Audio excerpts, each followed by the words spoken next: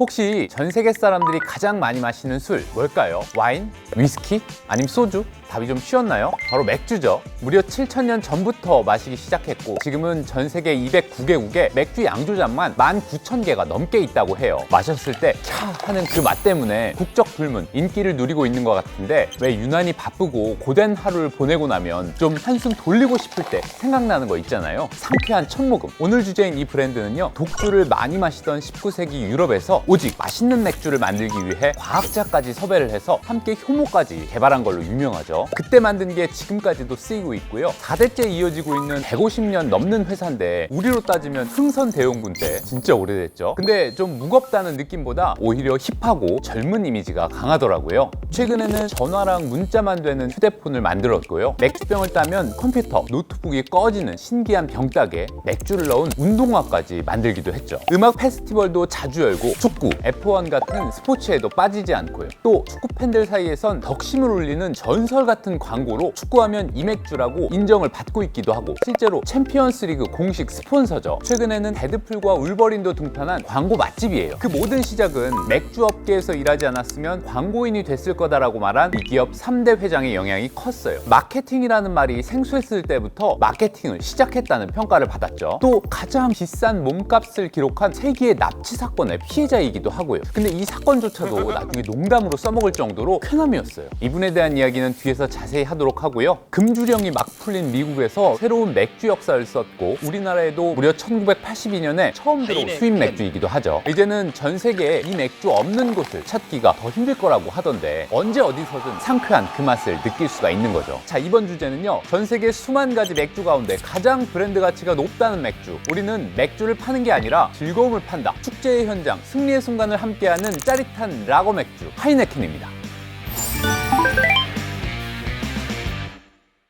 하이네켄의 역사는 1864년 네덜란드 암스테르담에서 제라드 에이드리안 하이네켄이란 22살 청년에 의해 시작됩니다. 그때쯤 네덜란드에서 많이 마신 술이 제네버라는 진의 원형인 술인데 도수가 40도가 넘었어요. 근데 아주 저렴해서 동전 몇 푼 건네면 사 마실 수가 있었어요. 사람들의 알코올 의존 문제가 심각했고 네덜란드 정부가 나서서 차라리 맥주를 마시라고 이렇게 권장을 했어요. 아무튼 제라드 하이네켄은 아버지가 일찍 돌아가셨거든요. 그래서 22에 물려받은 거액의 유산으로 암스테르담에 매물로 나온 양조장을 사고 맥주 사업을 시작한 거죠. 사실 그 전부터 계속 매물에 눈독을 들이고 있었는데 아버지 유산을 쓸 수 없는 나이라 기다렸다고 해요. 당시에 양조장을 보고 신이 나서 어머니한테 쓴 편지가 있는데 수익성이나 계획 같은 걸 아주 자세하게 적어놨어요. 제라드가 소위 금수저였던 건 맞는데 사업가로서의 달란트가 확실히 있었던 것 같아요. 이렇게 제라드는 맥주 사업을 시작하게 되고 주로 에일이나 브라운, 포터 맥주를 마시던 네덜란드 시장에 회심의 카드를 내놓죠. 그땐 다소 생소했던 라거 맥주였어요. 당시 주변 독일이나 덴마크, 오스트리아 같은 곳에서 이 라거 맥주가 유행하고 있었거든요. 이걸 접하고는 이거 들여오면 먹히겠다 가능성을 본 거죠. 계약서에 사인까지 마친 제라드는 20대 젊은 패기로 시설 투자에 돈을 아끼지 않았어요. 양주장을 늘리고 파이프 시스템을 구축해서 좋은 물도 따로 얻고 네덜란드 최초로 냉각 시설도 도입했죠. 그때는 양주장에 냉각 시설이 없어서 겨울에만 한정적으로 맥주를 만들 수가 있었거든요. 그리고 전통적인 상면 발효, 고온에서 발효시키는 방식을 바꿔서 저온에서 맥주를 발효한 다음에 숙성시키는 하면 발효 방식으로 맥주를 만들어냅니다. 효모들이 바닥에 깔린 상태로 일을 하는 거죠. 잠깐 맥주 만드는 법을 아주 간단하게 알려드리면 보리 같은 곡물을 가공해서 만든 메가에다가 호비랑 물, 효모를 넣어서 만드는 건데요. 효모는 당을 분해해서 알코올이랑 탄산가스를 만들면서 발효를 하기 때문에 맥주나 빵을 만들 때 주로 사용이 되고 있어요. 특히 맥주 맛과 향을 좌우하는 중요한 역할을 하는데요. 여기서 하이네켄은 독자적인 기술로 개발한 하이네켄 A 이스트를 넣어서 차별화를 하고 있죠. 아까 과학자랑 같이 효모를 만들었다고 했잖아요. 1886년 제라드가 양조장을 개보수하고 맥주를 만들면서 하트톡 엘리온 박사를 데려와서 자체 효모를 개발해낸 건데요. 이분이 저온 살균법을 개발한 걸로 유명한 루이 파스텔의 제자라고 하죠.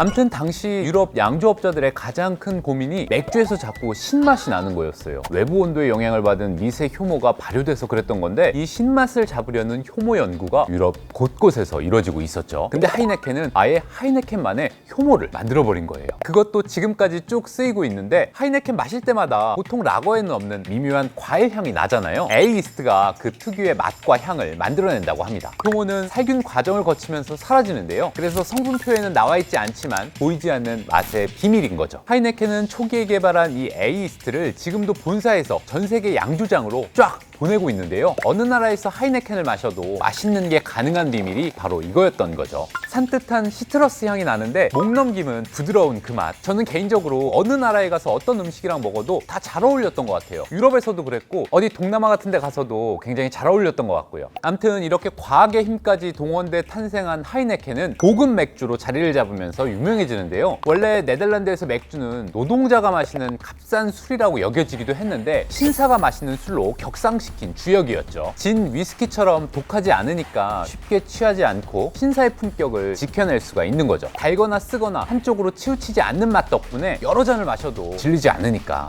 물처럼 마셔도 되는 거지. 아닌가?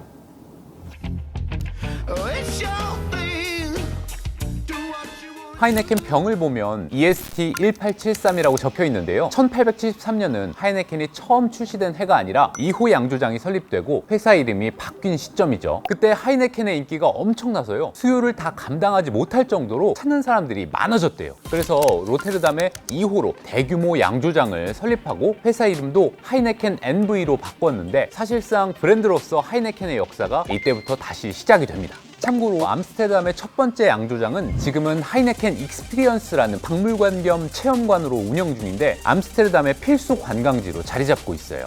하이네켄 창업주가 네덜란드에 하이네켄의 뿌리를 단단하게 내린 존재라고 한다면, 2대 회장이 된 헨리 피에르 하이네켄은 이 하이네켄의 씨앗을 전 세계에 흩뿌린 사람이라고 할 수 있어요. 글로벌 기업으로 키운 거죠. 헨리는 일단 갈색이던 맥주병을 처음으로 초록색으로 바꿨고요. 로고에 빨간색 별을 입혀서 다른 제품들 사이에서 눈에 확 띄는 하이네켄의 독보적인 디자인을 만들어냈어요. 이 별의 5개 꼭지점에는 하이네켄 맛의 비밀이 숨어져 있는데, 깨끗한 보리와 하이네켄의 효모, 에이스트, 자연이 선물한 4가지 성분, 완벽한 양조 환경을 위해서 최적의 압력을 유지한다는 가로형 탱크와 1873년부터 이어진 장인 정신이죠. 헨리는 1930년대부터 인도네시아와 말레이시아에 양조장을 세우면서 발빠르게 해외 수출, 해외 사업을 시작하기도 했어요. 이때를 발판 삼아서 지금 하이네켄은 암스텔, 에델바이스, 타이거, 빈땅 등등 전 세계 170개 이상의 맥주 브랜드를 보유하고 있죠. 헨리의 선구안은 특히 미국에서 빛을 발했는데요. 1933년, 11년 동안 이어졌던 미국의 금주령이 풀리기 전부터 헨리는 금주령 해제를 예상하고 있었대요. 네덜란드에 이민자들이 미국에 많았으니까 어디서 들었다는 얘기들도 있던데, 금주령이 끝나면 맥주를 많이 마실 걸 예상하고 미리 준비했다가 풀리자마자 하이네켄을 가득 실은 선박을 뉴욕으로 보냈다고 하는데, 이게 금주령 풀리고 바로 다음날 배달됐다는 얘기도 있고 3일 만이라는 얘기도 있고, 확실한 건 금주령이 끝난 다음에 미국에 처음 배달된 맥주였다는 거죠. 하이네켄이 도착했을 때 뉴욕항에 즉석으로 맥주 파티가 열렸다고 해요. 11년 만에 맥주, 얼마나 맛있었을지. 이쯤 되면 남들보다 몇 수 앞을 내다보는 능력이 있는 것 같은 하이네켄 일가. 3대 회장인 알프레드 헨리 하이네켄은 경영권을 잡기 전부터 마케팅이라는 수를 미리 읽었어요. 프레디라고 불렸는데 1942년부터 홍보 담당 직원으로 하이네켄에 입사했고, 미국 배급업체 세일즈 매니저로 일하면서 광고와 브랜드 마케팅을 공부했어요. 프레디는 1946년부터 다양한 하이네켄 캠페인을 시작했는데요. 처음에는 브랜드 이미지 메이킹에 투자를 해야 한다고 하니까 반대하는 직원들이 많았다고 해요. 굳이 광고를 안 해도 지금도 엄청 잘 팔리는데 마케팅이란 개념 같은 게 필요가 있냐는 거죠. 그런데 프레디가 기획한 광고가 히트를 치면서 그 생각이 바뀌게 된 거죠. 장을 보는 여성 주부를 겨냥해서 병맥주를 든 여성 모델을 그린 광고를 냈는데, 이게 딱 맞아 떨어졌어요. 매출이 더 어마어마하게 올랐던 거죠. 주로 바에서 마시던 맥주를 이제는 마트에서 사서 집에서 마시게 될 거란 걸 캐치한 거였어요. 지금도 집에서 마시는 사람들이 굉장히 많잖아요. 저도 애들 키우다 보면 정말 힘든데, 애들 재우고 육퇴하고 나서 그렇게 한 잔 마시는 거, 그게 또 엄청난 힐링이 되거든요. 요즘이 또 애들 방학 시즌이라서 아파트에 밤마다 칙 하고 캬 하는 소리가 울리는 것 같은데, 이 시간이 유일한 하루의 낙이라는 사람들도 있고.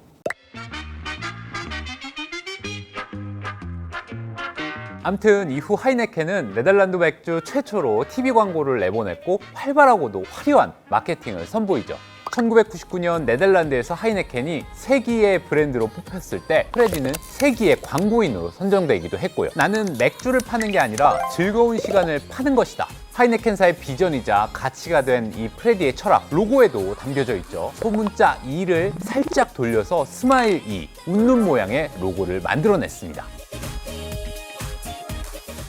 이렇게 즐거움을 강조하던 프레디에게 비극적인 일이 생기는데요. 1983년 회사 앞에서 운전기사와 함께 납치를 당한 거죠. 납치범들은 당시 최고의 몸값인 3,500만 길더를 요구했는데 지금 가치로 240억 원이 넘는 액수였어요. 프레디와 운전기사는 21일 동안 창고에 갇혀있다가 구출됐죠. 당시 예순이었던 프레디의 정신력을 볼 수 있었던 일화가 다음날 아침에 빵을 못 먹을 수도 있으니까 항상 비상용으로 먹을 빵 한 조각을 남겨놨다고 해요. 아무튼 납치범 5명은 나중에 체포됐고 모두 실형을 받았는데 들어보니까 접근하기 어려운 왕족, 정치인을 빼고 가장 부자인 프레디 하이네켄을 고른 거라고 해요. 높은 몸값을 빨리 줄 수 있을 것 같아서 타깃으로 삼았다고 했죠. 2015년에 이 사건을 그린 영화가 개봉되기도 했는데 프레디 역이 무려 안소니 홉킨스, 그만큼 세계적으로 파장이 큰 사건이었어요. 다행히도 본인은 즐거움이 최고라는 프레디적 사고로 극복을 한 듯한데 한 번은 친구들에게 농담을 하기도 했대요. 그때 납치범들이 날 고문했어. 나한테 칼스버그를 마시게 했다고. 아주 유쾌하게 웃으면서요.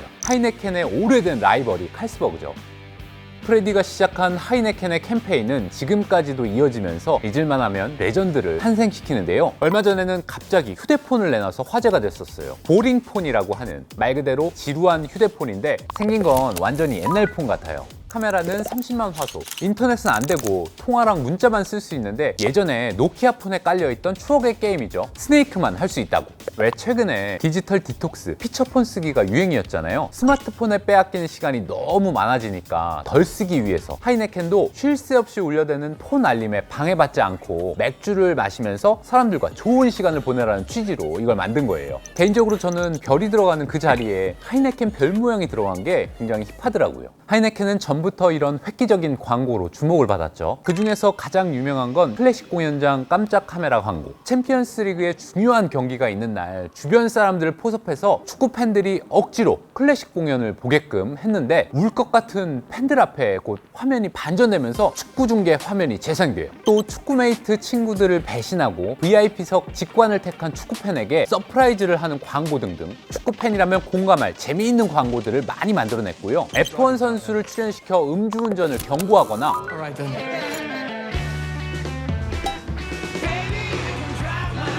남자는 맥주, 여자는 칵테일이라는 편견을 깨는 광고 등등 의미 있는 광고들도 선보였습니다.